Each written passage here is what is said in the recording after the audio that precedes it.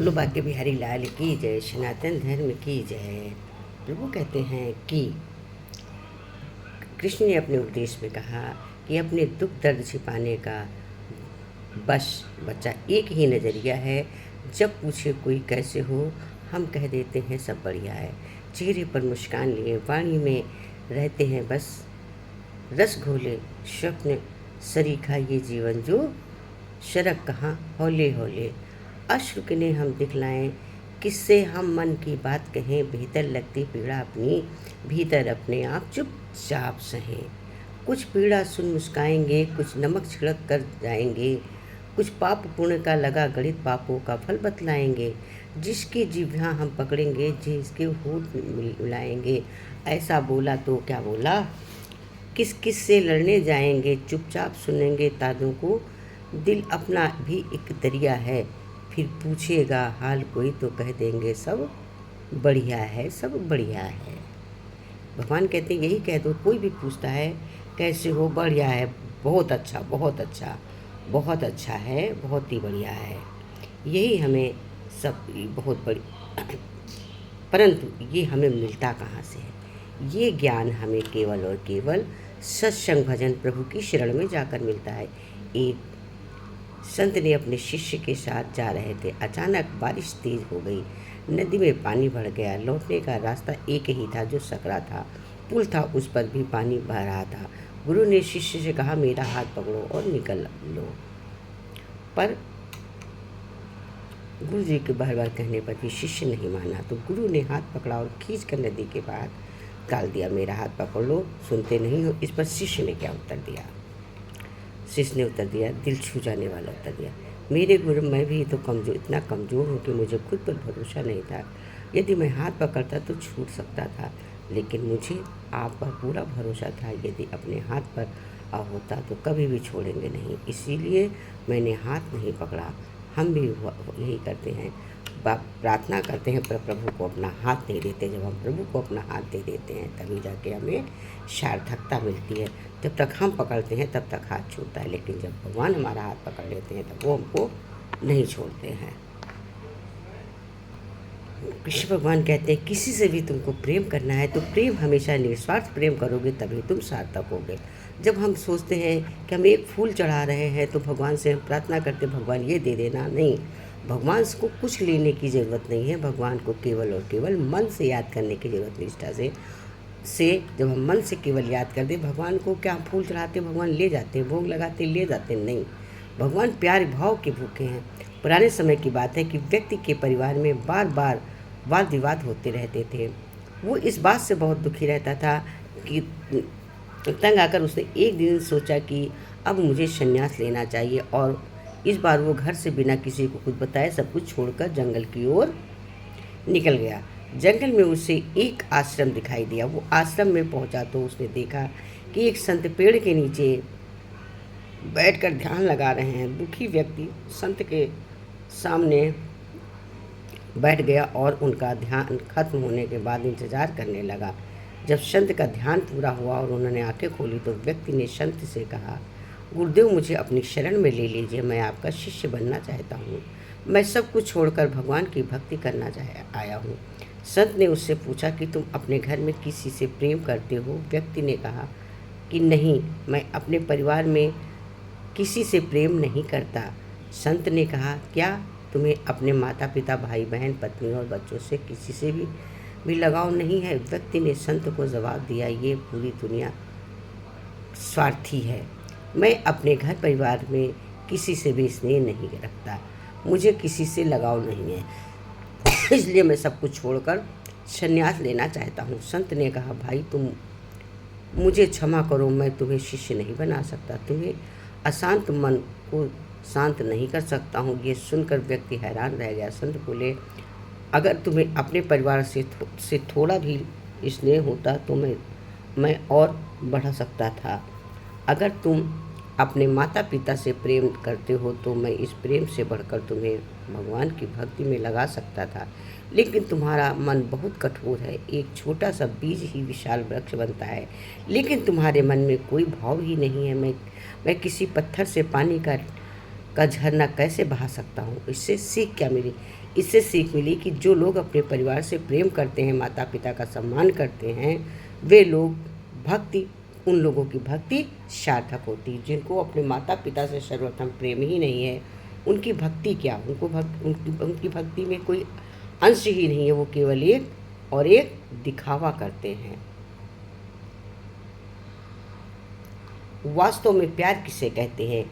एक बार एक व्यक्ति अपनी नई कार को बड़े प्यार से पॉलिश करके चमका रहा था। तभी उसकी 4 साल की छोटी बच्ची पत्थर से कार पर कुछ लिखने लगी। कार पर खरोंच लगते ही देखकर पिता को इतना गुस्सा आया कि वो छोटी बेटी का हाथ जोर से मरोड़ देता है, इतनी ज़ोर से कि बच्ची की उंगलियां टूट जाती हैं। बाद में अस्पताल में दर्द से कराह रही बेटी पूछती है, डैडी मेरी उंगलियां कब ठीक होंगी? गलती पर पछता रहा पिता कोई जवाब नहीं दे पाता है। वो वापस जाता है और कार पर लाते मारकर गुस्सा निकालता है। कुछ देर बाद उसकी नज़र उसी खरोच पर पड़ी जिसकी वजह से उसने अपनी बेटी का हाथ तोड़ा था। बेटी ने पत्थर से लिखा था, आई लव यू डैड। इससे सीख क्या मिली? इससे सीख मिली गुस्सा और प्यार की सीमा नहीं होती है। याद रखें, चीज़ें इस्तेमाल के लिए होती हैं और इंसान प्यार करने के लिए, लेकिन होता इससे उल्टा है। लोग चीज़ों से प्यार करते हैं, इस्तेमाल करते हैं और इंसान से प्यार नहीं करते हैं। इन चीज़ों से प्यार करते, इंसान को महत्व नहीं देते। बच्चे देते हैं और महत्व किसको देना चाहिए? इंसान को। क्योंकि मैं अपनी हर वीडियो में यही बोलती हूँ कि इंसान ही भगवान है। भगवान को तो हमने बनाया है, पर भगवान कौन है? इंसान भगवान है। सबसे पहला इंसान को की कद्र करनी चाहिए। भगवान कहते हैं, पिता की शक्ति को बर्दाश्त करो ताकि काबिल बन सको। पिता की बातों और सुनो और ताकि दूसरों की ना सुननी पड़े। पिता के सामने ऊंचा मत बोलो, वरना भगवान तुमको नीचा दिखा देगा। पिता का सम्मान करो ताकि तुम्हारी संतान तुम्हारा सम्मान करे। पिता की इज्जत करो ताकि इससे फ़ायदा हो उठा सको। पिता का हुक्म मानो ताकि खुशहाल रह सको। पिता के सामने नज़रें झुका कर रखो ताकि सभी तुमको दुनिया में आगे करे। पिता एक ऐसी किताब है जिस पर अनुभव लिखा जाता है। पिता के आंसू तुम्हारे सामने न गिरे, वरना भगवान तुम्हें दुनिया से गिरा देगा। पिता एक ऐसी हस्ती है, माँ का मुकाम तो बेशक अपनी जगह है, पर पिता का भी कुछ कम नहीं। माँ के कदमों में स्वर्ग है, पर पिता स्वर्ग का दरवाज़ा है। अगर दरवाज़ा न खुला तो अंदर कैसे जाओगे? दरवाज़ा ही नहीं खुला तो अंदर कैसे जाओगे? जो गर्मी हो या सर्दी अपने बच्चों की रोजी रोटी फिक्र में परेशान रहता है, ना कोई पिता के जैसा प्यार दे सकता है, ना प्यार कर सकता है। और अपने बच्चों से याद रखें, सूरज गर्म जरूर होता है, मगर डूब जाए तो अंधेरा छा जाता है। आओ सब मिलकर उस पिता के लिए कुछ ज़रूर किया करो जिसने तुमको उजीला दिया है। हे भगवान, मेरे पिता को अच्छी सेहत तंदुरुस्ती देना, उसकी तमाम परेशानी को दूर करना, हमेशा उसको अच्छा रखना। यही हमेशा सोचना चाहिए। हमारे पिता को हमेशा अच्छा रखो प्रभु भगवान।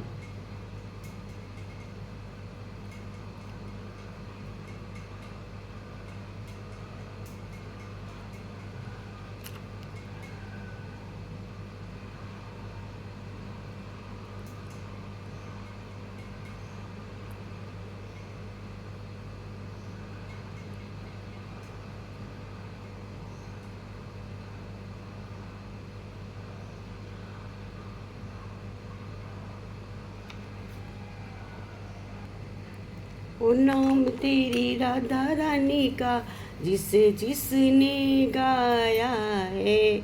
ओ नाम मेरी राधा रानी का जिसने गाया है।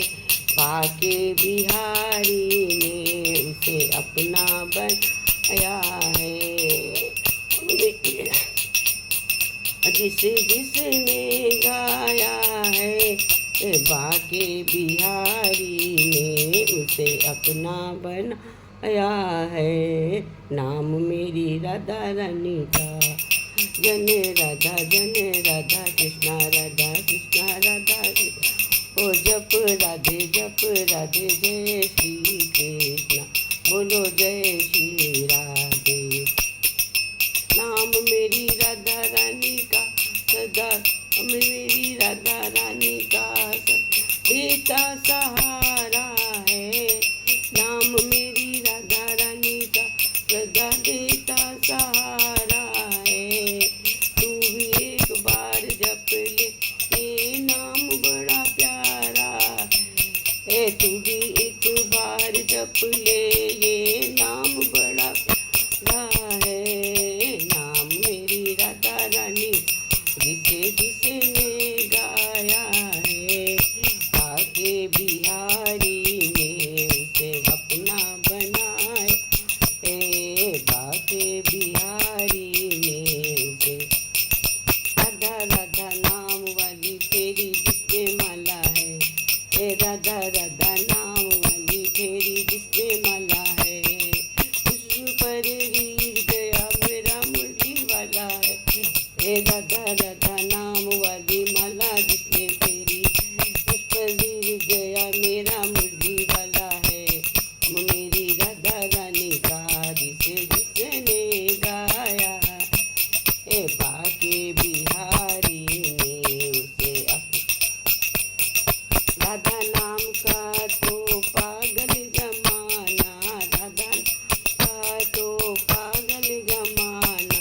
प्यारे तीनों लोगों से श्री जी का बरसाना, प्यारा तीनों लोग से श्री जी का बरसाना। नाम मेरी राधा रानी का जिसे जिसने आया है, बाके बिहारी ने उसे अपना बनाया है। बाके बिहारी ने उसे अपना बनाया है। बोलो बाके बिहारी लाल की जय, कान्हा सरकार की जय।